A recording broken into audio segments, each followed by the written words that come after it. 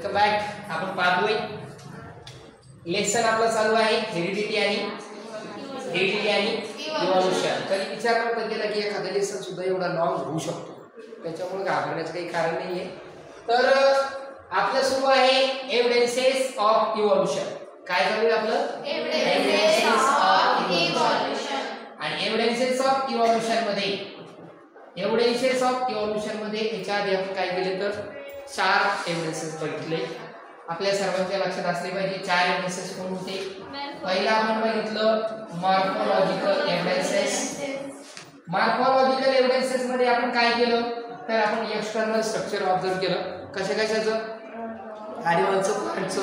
त्यानंतर सेकंड याच्यामध्ये आपण काय केलं, सेकंड होता आपला ॲनाटॉमिकल एव्हिडन्सेस. तर ॲनाटॉमिकल जो एव्हिडन्सेस होता त्याच्यामध्ये आपण काय केलं, ॲनिमलचे वेगवेगळे ऑर्गन्स घेतले आणि ऑर्गनच्या पॅटर्नचं स्टडी केलं. त्याच्यामध्ये वरून आपल्याला कुठली सिमिलॅरिटी दिसून येत नव्हती, परंतु आपण त्यामध्ये बघितलं की त्याच्या बोनचे जे जॉईंट होते, बोनचे जॉईंट आणि जे स्ट्रक्चर होतं बोनचं, त्याच्यावर आपल्याला सांगता येते की ते जे काही सगळे ऑर्गॅनिझम आहेत, ॲनिमल आहेत, त्या सगळ्यांचे ॲन्सेस्टर कसे आहेत, कॉमन आहेत, सेम आहेत. त्याच्यानंतर आपण तिसरं एव्हिडन्स बघितलं. तिसरं कोणतं होतं? वेस्टिजियल ऑर्गन होतं.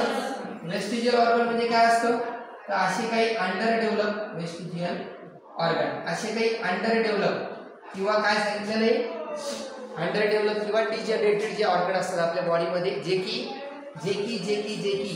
डिस्ट्रॉय होण्याच्या किंवा युजलेस असतात, अशा ऑर्गन्सला सुद्धा काय म्हणलेलं आहे वेस्टिजियल ऑर्गन. हे सुद्धा काही प्रकारचे एव्हिडन्सेस आहे, कारण ते ऑर्गन एका दुसऱ्या ॲनिमलमध्ये युजफुल असतं आणि एखाद्या अदर ॲनिमलमध्ये अनयुजफुल असतं. जसं की आपल्याला अपेंडिक्सचं एक्झाम्पल दिलं. अपेंडिक्स हे आपल्या बॉडीमध्ये काहीच कामाचं नाहीये, परंतु ते अपेंडिक्स जे रुमिनंट ॲनिमल आहे, जे काय करतात रवंथ करणारे प्राणी आहेत, त्यांना रवंथ करायला अन्न बाहेर काढायची मदत करतं. त्याच्यानंतरचं शेवटचं आहे पॅलेंटोलॉजी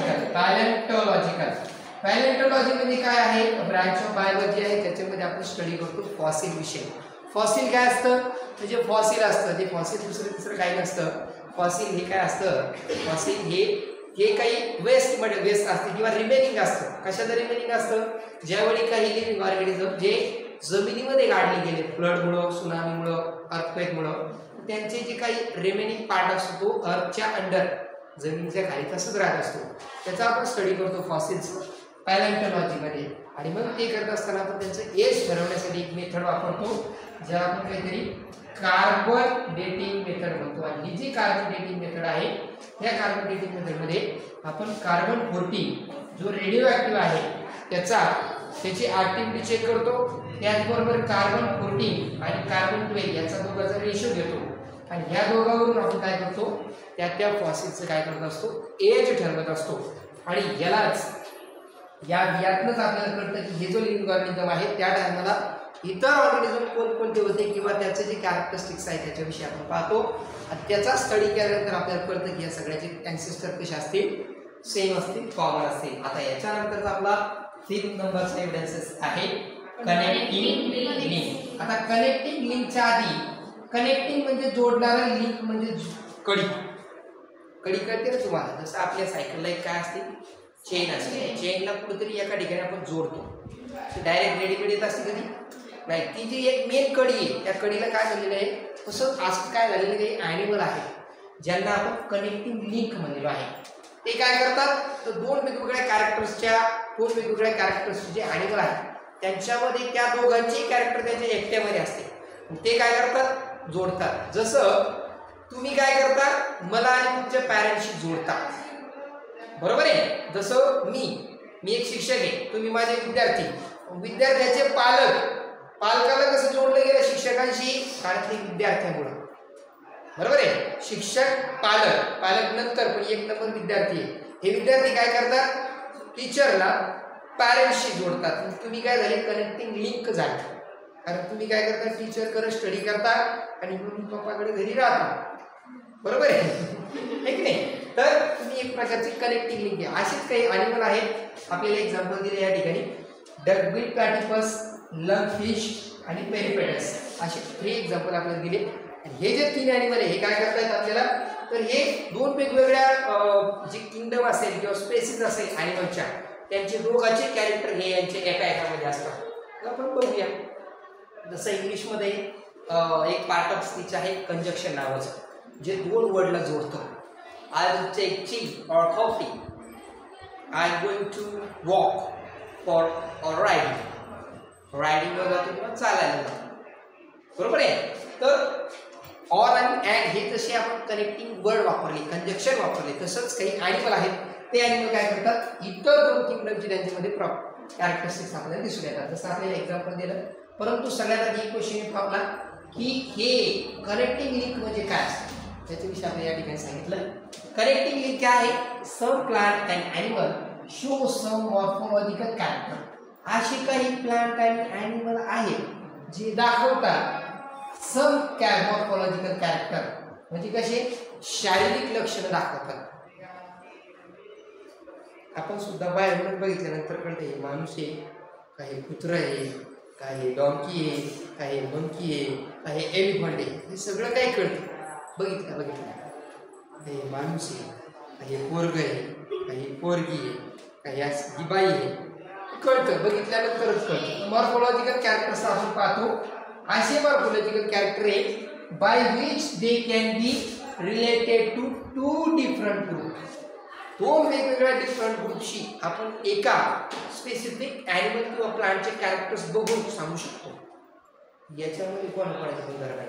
जसं आपल्या बॉडीमध्ये आपल्या मम्मी आणि पप्पा दोघांचे पण कॅरेक्टरिस्टिक्स आहेत. आपण आपल्या मम्मी सारखे, तुम्ही मम्मी सारखे दिसता आणि पप्पा सारखे तुमच्यामध्ये गुणधर्म आहे. चालणं कधी कधी कोणाचं चालणं पप्पासारखंच असतं, कोणी कोणी बोलतं पप्पासारखं, कोणाकोणाचे. म्हणजे थोडक्यात मॉर्फोलॉजिकल कॅरेक्टर हे काय सांगतात, आपण कनेक्टिंग लिंक आहे आपल्या मम्मी पप्पाची, बरोबर आहे. मम्मी पप्पाचे आपण काय आहोत, कनेक्टिंग लिंक आहोत, ठीक नाही. मग याची डेफिनेशन ती आहे कनेक्टिंग लिंक.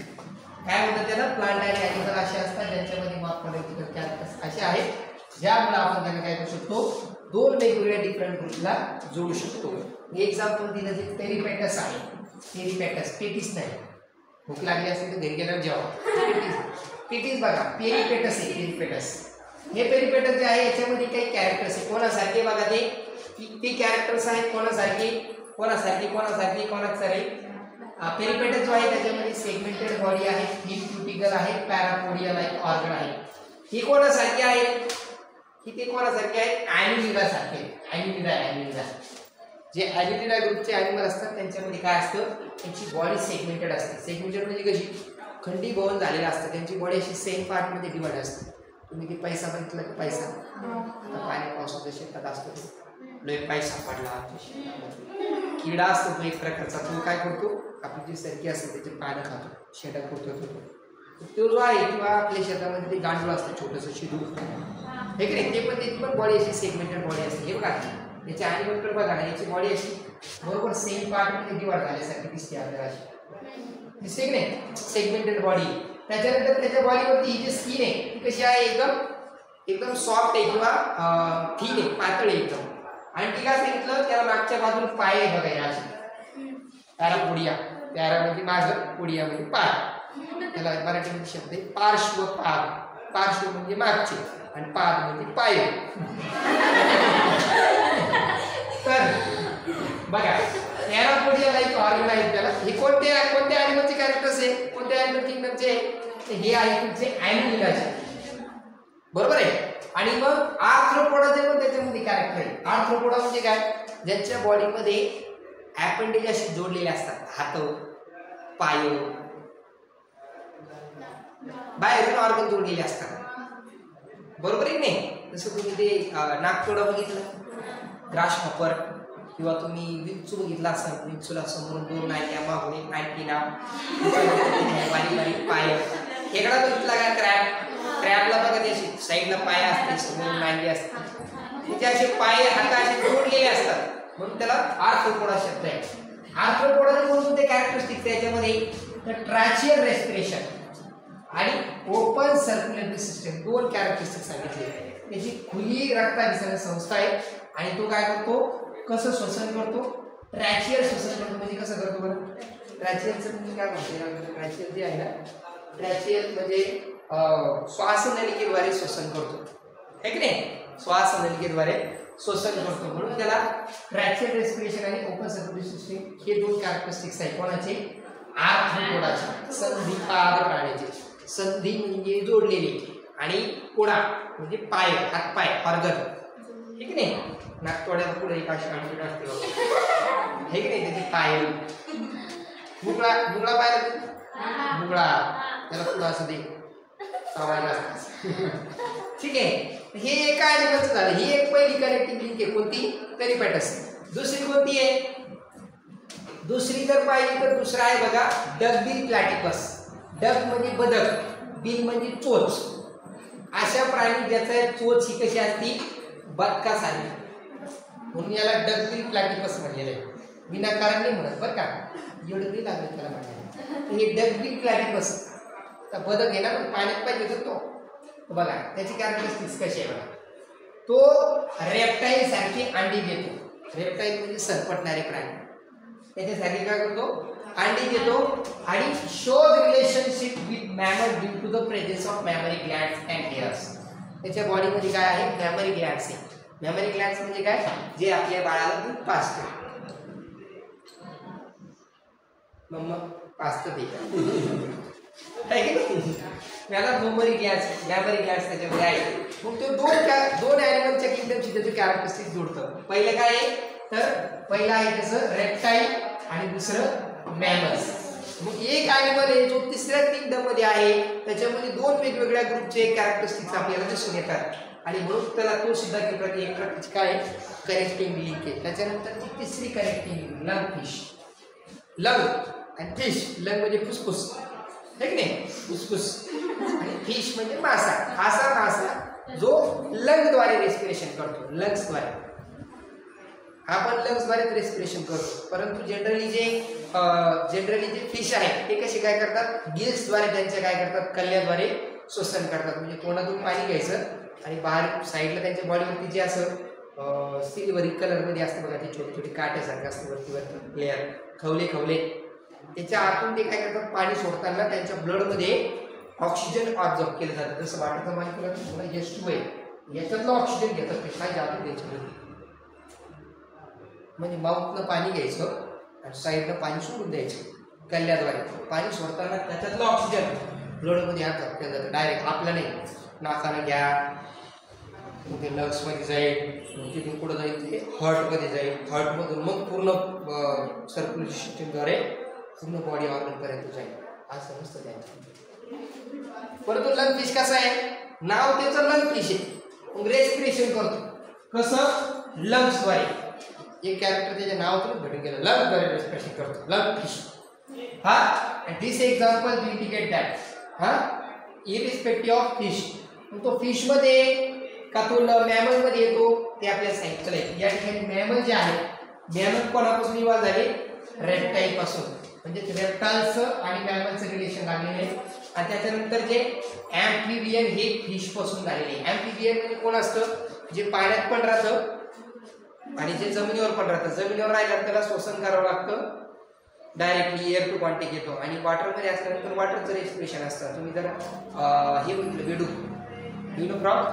फ्रॉग जे असतं, ड्राव का करता गजराव पत्ता तुमचा गाव कुठून आले सांगा ना, ही काय छत्री, ही काय नाव, जागा दादा आपले गाव, बरोबर आहे की नाही? बटबडी डोळ्याचं ध्यान, चित्र दिसतं तुमचं राव पत्ता नव्हता, तुमचा गाव कुठून आले सांगा ना, ठीक आहे नाही? तर ते बेडकाचं कसं आहे? बेडूक जे आहे स्किनद्वारे रेस्पिरेशन करतो. त्याची अशी स्किन कधी पण ओली लागते बघा आपल्याला. बेडकाला जर हात लावला ना वल लागतो, बरोबर आहे? ते नोजद्वारे पण रेस्पिरेशन करतात, है की नाही? अशा प्रकारे हे सगळे वेगवेगळे कॅरेक्टरिस्टिक्स काय सांगतात? यांच्यामध्ये काहीतरी रिलेशन आहे. जे मॅमल्स आहेत ते मॅमल्स रेप्टाईल पासून इव्हॉल्व झालेले, सरपटणाऱ्या प्राण्यापासून आपली उत्पत्ती झालेली आहे. आपण त्याला मारतो, सापीत लगे फटकी द्याला पाणीच्या मागाला इंजेक्शन आहे त्याच्यावर राखेल भरते इंजेक्शन मारते, तडफड मारते रे. आपलेच लोक आपल्या जीवाचं लोकांना जीव देते, घात करते. मन तर घात करतं ते तर वेगळा विषय, पण आपली लोक तर घात करतात चित्र आहे. आणि ॲम्फिबियन जे आहे ते फिश पासून काय झाले. त्याच्यानंतर शेवटचा आहे कॅरेक्टरिस्टिक, शेवटचा एव्हिडन्स आहे एम्ब्रोलॉजिकल एव्हिडन्सेस. एम्ब्रोलॉजिकल एव्हिडन्सेस कशाला म्हणतात? एम्ब्रोलॉजिकल एव्हिडन्सेस जे आहे एम्ब्रोलॉजिकल जे एव्हिडन्सेस आहे एम्ब्रियो म्हणजे काय? तर आपली जी एक स्टेज आहे ज्या स्टेजमध्ये आपण अंडर डेव्हलप असतो, आपल्या बॉडीचे पूर्ण ऑर्गन डेव्हलप झालेले नसतात. ज्यावेळी आपण आपल्या मम्मीच्या पोटामध्ये असतो, आपण कुठं असतो? आपल्या एम्ब्रियो सॅक मध्ये असतो, गर्भपिशवीमध्ये. त्यावेळी त्या अवस्थेमध्ये आपण जन्म होईपर्यंतची जी आपली स्टेज आहे, आपल्या आईच्या पोटामध्ये राहिल्यापासून जन्म होईपर्यंतची जी स्टेज आहे त्या स्टेजला एम्ब्रियोनिक स्टेज म्हणतात किंवा एम्ब्रियोनिक डेव्हलपमेंट म्हणतात. तर त्याच्या आपण काही स्टेजेस घेतल्यात बघा, फर्स्ट, सेकंड आणि थर्ड. तर फर्स्ट स्टेजमध्ये आपल्याला बऱ्याच वेळी दिसून येतं की याच्यामध्ये काही वेगळंपणा काहीच नाही, सारखेच दिसायला लागले, बरोबर आहे. सेकंड स्टेजमध्ये आपल्याला थोडेसे चेंजेस या ठिकाणी दिसून येतात आणि थर्ड स्टेजमध्ये लगेच कळते नेमकं हे कोणत्या जातीचं आहे, कोणतं एक खोडीचं. याला एक पराक्रम लावला सगळा, सगळ्याचं वाटोळं लावलं. ही मेक्स द वाटोळं ऑफ ऑल लिव्हिंग ऑर्गॅनिझम. सगळ्याचं जीव घ्यायला लागलं बरं का. ते डुकराला खायला लागलं, ते गाईला मारायला लागलं, ते सशे खायला लागलं, ते कोंबडी खायला लागलं, कोंबडीची अंडे खायला लागलं, सगळंच खायला लागलं. ते कासवाला मारायला लागलं, ते त्याला पाणी पुराणा खायला, त्याला माशी पण पुराणा, सगळंच खोरायला. अरे आपले सगळ्यांची, आपण सगळेच आहोत, आपल्या सगळ्यांची उत्पत्ती सेम ऑर्गॅनिझम पासून झालेली आहे. हे आपला सर्व एव्हिडन्सेस आहे. एवढे एव्हिडन्सेस पाहिल्यानंतर बी जर समजा आपण जर आपलेच लोकल त्रास देत असेल चुकतंय राव काय ठीक आहे.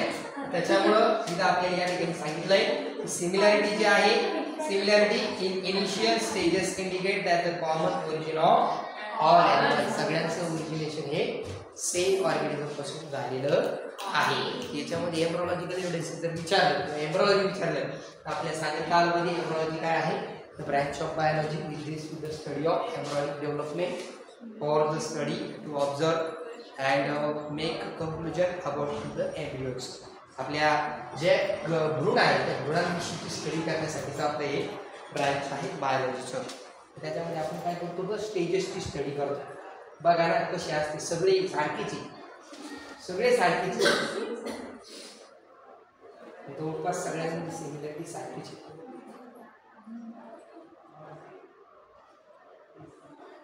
क्या बनाने वाला है, क्या बनाने वाली, क्या तेरी दुनिया तूने बनाई है.